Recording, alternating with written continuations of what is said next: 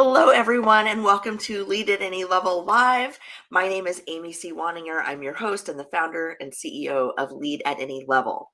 So first off, an apology. I had intended to do this particular topic last week, but I was trapped in an airport and the flight times kept changing and I didn't want to have to break in the middle to get on my plane. So, this week, I want to share with you some supplier diversity information, why you might need a diverse supplier program. And then I'm also going to give you a little bonus, which is what I'd planned to do this week, which is a recap of what I was doing while I was traveling. So if you are interested, if you care about the behind the scenes stuff, and you want to hear about how I got to see Ryan Reynolds live, uh, I'm sure he'll remember it forever. Stick around after the talk about supplier diversity, and I'll help you out there and show you some pictures, kind of a digital scrapbook of my week last week. So real quick, before I get started, I want you to let me know in the chat, in the comments, where you're from, and does your company have a supplier diversity program? Now, you can say, yes, we have a supplier diversity program. No, we do not have a supplier diversity program. Or, Amy, I have no idea if we have a supplier diversity program. Three possible answers. All are valid.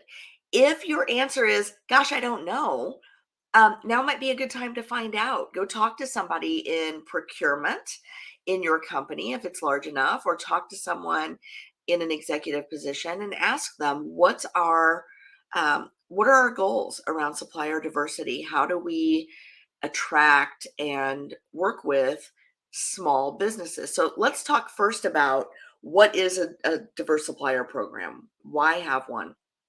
So, companies all around the world get inputs, goods, services, products, raw materials, commodities into their company, right? And then they do something with those goods and services and products and raw materials and push something out the other side, some sort of output that they then resell or sell to the general public. Now, companies buy all sorts of stuff, right? They might buy sand, they might buy oil, they might buy, huge machines, they might purchase training services, they may purchase, outside help with staffing, right? All sorts of things that companies spend money on. Now, when when those same companies have a diverse supplier program or supplier diversity program, what they're saying is we want to be intentional about our spending, and we want to make sure that some percentage of the money that we pay out, in the goods and services that we buy, or some percentage of the vendors that we engage, will be either woman owned, minority owned, veteran owned, um, owned by people with disabilities, owned by people in the LGBTQ community, QIA plus community, right? That we want to be intentional that we're not just spending money with the companies that our executives play golf with their executives, probably. And so there are all sorts of programs out there that help small businesses, medium-sized businesses, like Lead at Any Level, get certified as diverse or minority owned or woman owned businesses. And the reason for that is they go through, so the process for getting certified is pretty intense, I'm not going to lie. And some of them are annual renewals, some of them are every other year renewals. It's a big process for a small business to go through this. So, for example, Lead at Any Level is certified in a couple of different ways. We are certified as a woman-owned business, which means a woman, that'd be me, owns 51% or more of the company and is in charge of running the company. That's a very important thing, because if you are a primary stakeholder, but you're not running the company day to day, then that raises some red flags around the diversity spend. We're also certified. We're up for renewal, and that's coming soon. But we just got our renewal as a women's business enterprise, or WEBE. We are waiting on approval as a woman-owned small business to be renewed. We've had that certification since, I think, 2018. We are getting ready to send our renewal application as an LGBTQIA plus business enterprise through the National Gay and Lesbian Chamber of Commerce. We are certified with the Indiana Department of Transportation as a disadvantaged business entity and also an airport concession disadvantaged business entity. There's a whole alphabet of certifications that companies can get. Other companies may be certified as minority business entities, minority owned small businesses, veteran owned businesses, disabled owned businesses, those sorts of things. But those are the ones we have, and then there's some others around, right? Lots of ways to get certified. But what that certification process looks like is you have to, as a business owner, fill out tons and tons and tons and tons and tons of information about your financials, about your founding, about how you were funded, about day-to-day operations, who works for your company, do you yourself engage diverse suppliers? And then that's subject to a manual review. So not only do you have to clear a bunch of hurdles, excuse me, I'm a little sneezy today, and actually go through the process, but it's a pretty rigorous process. And in some cases, they send someone out to your business to kind of audit and do a site check and review your documentation on site to make sure that you are who you say you are and you're doing what you say you're doing. I had to sit for at least 2 interviews when I got my original certifications through different groups. So it's a pretty rigorous process, but basically it's, some outside entity giving a stamp of approval saying, yes, this business is owned by, does have the ownership structure and the operational structure that they claim to have. Now, what this does for companies is, big enterprises or even medium-sized enterprises that hire small businesses or hire diverse suppliers is, number one, if they're government contractors, they have quotas they have to meet, spend quotas. But number two, a lot of times companies just say, look, we have a commitment to diversity and inclusion, not just within the walls of our company, but also in where our dollars go. And so if your company has a supplier diversity program, chances are they've made this commitment both internally, but also publicly. So let's talk a little bit about why a company would do that.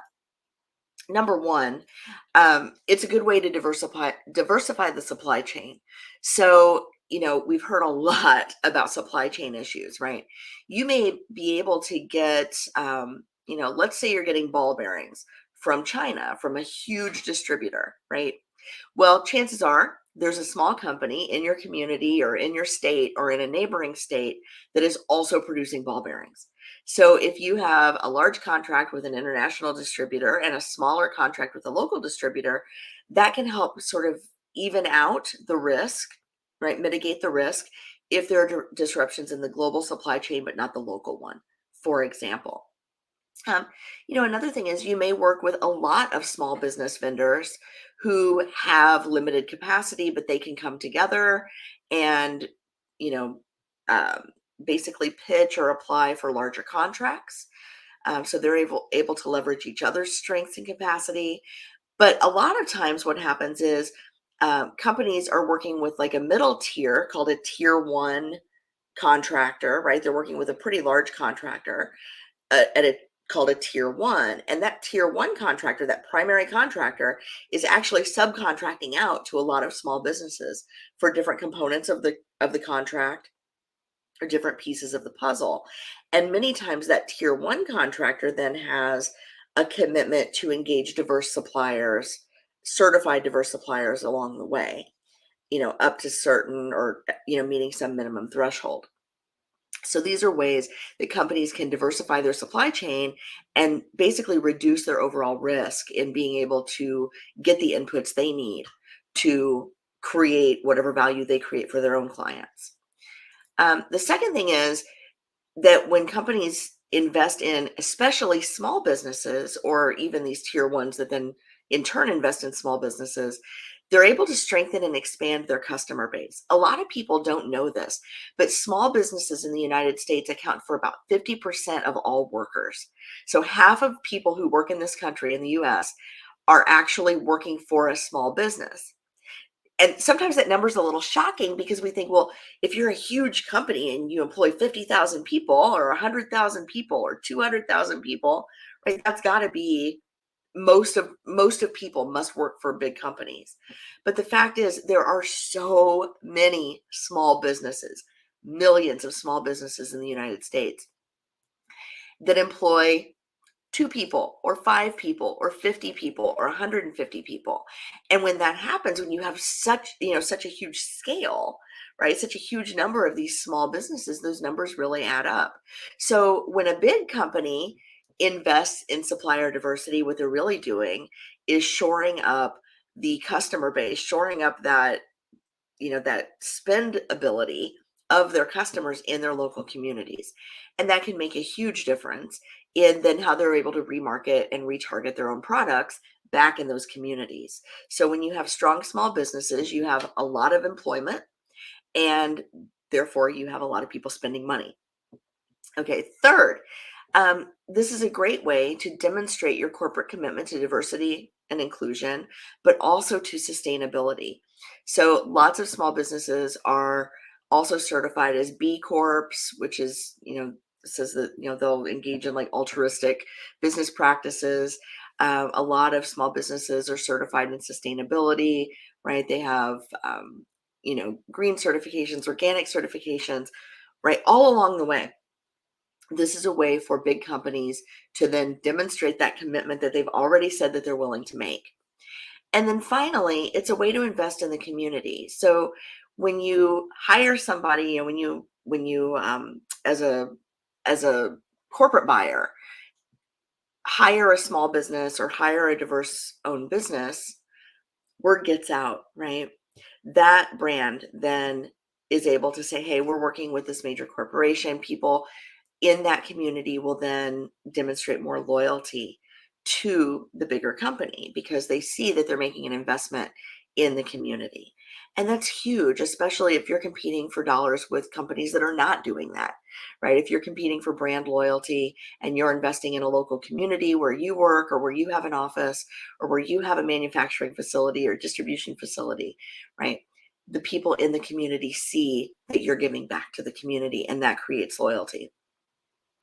And then finally, number 5, I alluded to this earlier, is you get credit for your diversity spend with vendors who are certified. So if your company is a government contractor, then you probably have a supplier diversity program in place because you need that money so that you can continue to do contracts with federal government, state government, local government in some cases. Now, the reason I added this on, though, and I wanted to put a point on this, is you may not be in procurement in your company. You may be watching this as a manager or an employee somewhere in the company, and you don't even know who the procurement people are. But here's my challenge to you. If you're not in procurement, go find somebody in procurement and ask, how do I tap into our supplier diversity program? How do I tap into our registered diverse supplier network? So even if you're hosting something as simple as a meeting, right, you can pick a vendor that's local, maybe have, if you're hosting like a client event, right, you can host that at a restaurant that's owned by, somebody from a marginalized or historically excluded community. You can hire catering in that is, with a diverse owned business. You can, you know, set up if you have a car service that picks up VIPs from the airport, you can use a local car service, right? These businesses exist all around you. And any money that you're spending on behalf of your company, you can make a choice or potentially make a choice about whether or not that money goes to a diverse supplier.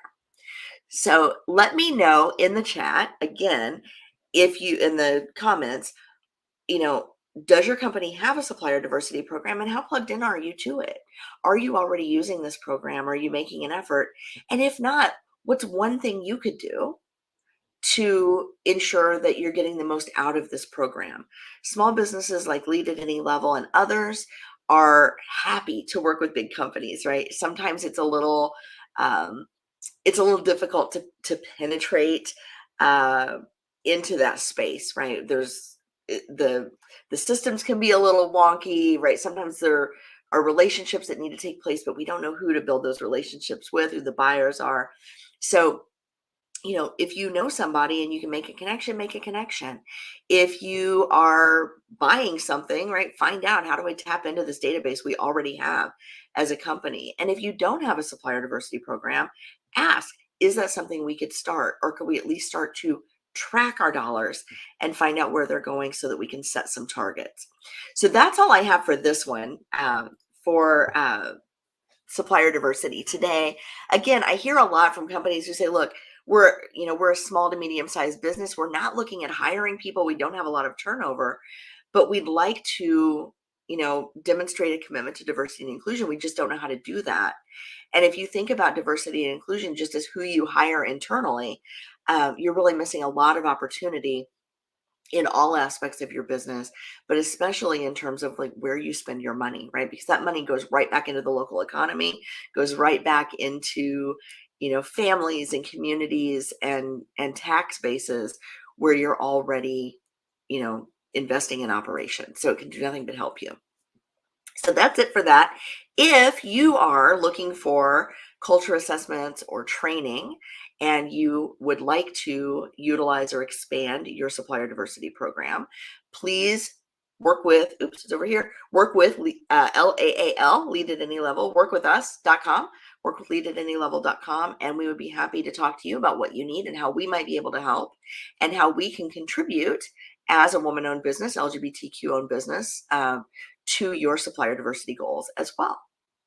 Okay, so enough of that. Now I want to talk about what I was going to talk about this week. So this last week when I was traveling, I got to attend something that was really amazing. Backing up just a little bit, giving you a little bit of context here.